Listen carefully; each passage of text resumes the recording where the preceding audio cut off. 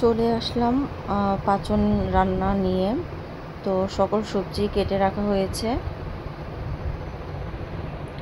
এখন হচ্ছে কুমড়ো কাটা হচ্ছে। এখানে যত ধরনের সবজি আছে, এঁচোড়, ভাড়ালি, তারপর হচ্ছে আরও অনেক সবজি আছে, অনেক কিছুর নাম চাই না, সজনে ডাঁটা টাটা সহ যত ধরনের সবজি পাওয়া যায়, বনাদি ওষুধ জাতীয় যত সবজি পাওয়া যায়, সব ধরনের সবজি পাতা এগুলা আজকের দিনে রান্না করা হয় একসাথে।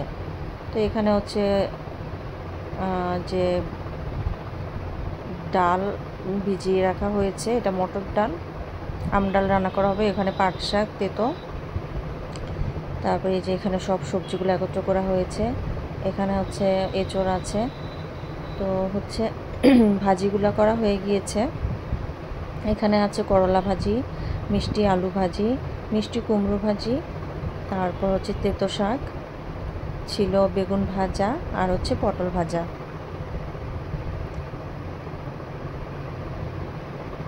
এবার হচ্ছে যে নমস্কার দিয়ে বড় কড়াইটা চুলায় বসিয়ে দিলাম। এখন একটু হালকা তেল, তারপর হচ্ছে লবণ আর হলুদ দিয়ে ভালো মতো হচ্ছে নেড়ে চেড়ে হচ্ছে সবজিটা সিদ্ধ হওয়ার জন্য বসিয়ে দিব। তারপর সবজিটা যখন মোটামুটি সিদ্ধ হবে তখন বাকি মশলাগুলো আস্তে আস্তে দেয়া হবে। আপনারা ভিডিওতে দেখতে থাকুন। এখন দিয়ে দেওয়া হয়েছে সিমের বিচি, তারপর আবারও ভালো মতো নেড়ে দিচ্ছি।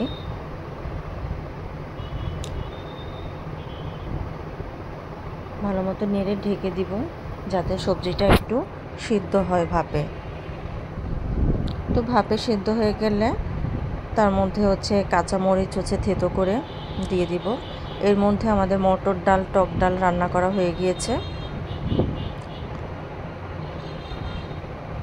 মটর ডালটা হেভি টেস্ট খেতে।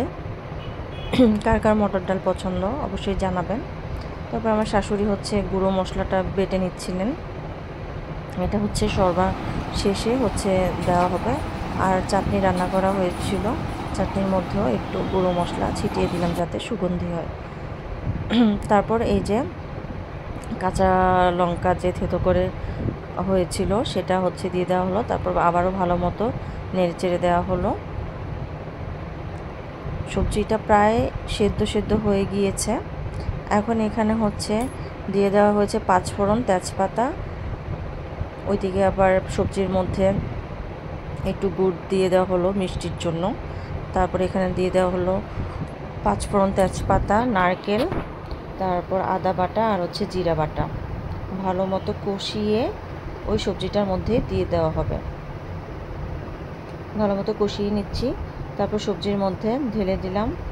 আজকে বেশিরভাগ রান্নাই হচ্ছে আমার শাশুড়ি করেছে, আমি সাথে হেল্প করেছিলাম। আমি সকালে পুজো টুজো দিয়েছিলাম আর এই যে রান্নার কাজে হেল্প করেছিলাম। এই যে সবজি তরকারি সে মানে পুরো যখন আঠালো আঠালো হয়ে যাবে তখন হচ্ছে যে এই যে ভাজা গুঁড়ো মশলাটা দিয়ে দেওয়া হবে। এটা হচ্ছে ভালো মতো সেদ্ধ এবং আঠালো হতে হবে, ভালো মতো তেল ঝাল মশলা দিতে হবে, আর সর্বশেষে হচ্ছে দিতে হবে ঘি। এটাই হচ্ছে এই রান্নার হচ্ছে বিশেষত্ব, কারণ এখানে অনেক ধরনের সবজি থাকে আর এটা খেলে অনেক উপকারও হয়। কারণ এটাতে ভেষজ সবজি থেকে শুরু করে যত ধরনের পদ আছে সব দেওয়া হয়, তাই এটা ওষুধি হিসেবেও কাজ করে। এই যে আমি প্লেটে সাজিয়ে নিলাম সুন্দরভাবে বাঙালিয়ানা থালি হিসেবে।